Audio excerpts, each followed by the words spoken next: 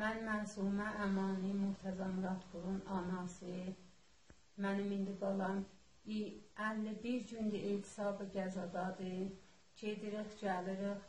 Da indi 50 gündür mən bu Dağdısarıya gedirəm, gəlirəm. O qədər vaxt öldürdülər bizə, süründürdülər. Əvvəl heç cavabları vermirdilər. İndi axır cavabları bizə bu olur ki, heç sözləri də bir-birləri ilə tutmur. Görsən, Dağdiyar Naziri zindan deyir, etisabın sındırmayınca həll olmayacaq. Gedirəm Dağdistan yana. Dağdistan deyir ki, bu təxəllüf edibdir, olmaz, heç bir iş görmək olmaz buna. Mən balamın canı bunlara mühüm deyil, mən bu cür anlayıram. Bir belə gedib gəlməkdir. Əslən, balamın canı bunlara mühüm olsaydı, indi 100% bir işləri görmüşdülər. Görmürlər. Balamın vəziyyəti çox-çox ağır durumdadır. Danışır, səsini eşidirəm. Boğazından səsi elə yara çıxır. Daha səssiz oran gücən çıxır. Görürəm, qudrəti qutulubdur. Axır ləhzələrdə, hər ləhzə mümkündür ki, bu geçsin komaya. Çox-çox çətin durumdadır. Çox vəziyyəti ağırdır.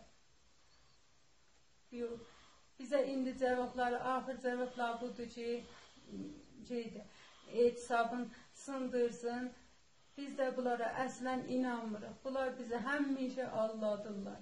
Yalan danışıblar. Buracan bizə bunlar həmişə bu 88-in pərvəndəsindən mən çox bunlardan təcrübə aldım. Getdim, gəldim. Bunlar yalan danışırlar. Dediklərin əslən əməl eləmirlər. Alladırlar. İndi mən axırda bunu deyim ki, biz məcbur olduq ki, təhsin eləyək. 25-i Azər Cuma axşamı təhsin eləyəcək. Əgər mən də bir mövqe tutulmuş olsam, mən də etisab eləyəcəm. Hətta Fərdin də deyibdir, mən də quru etisab eləyəcəm, əgər bizdən tutulmuş olsaq. Bu məsələni bizdə axır yol biz bunu seçmişik.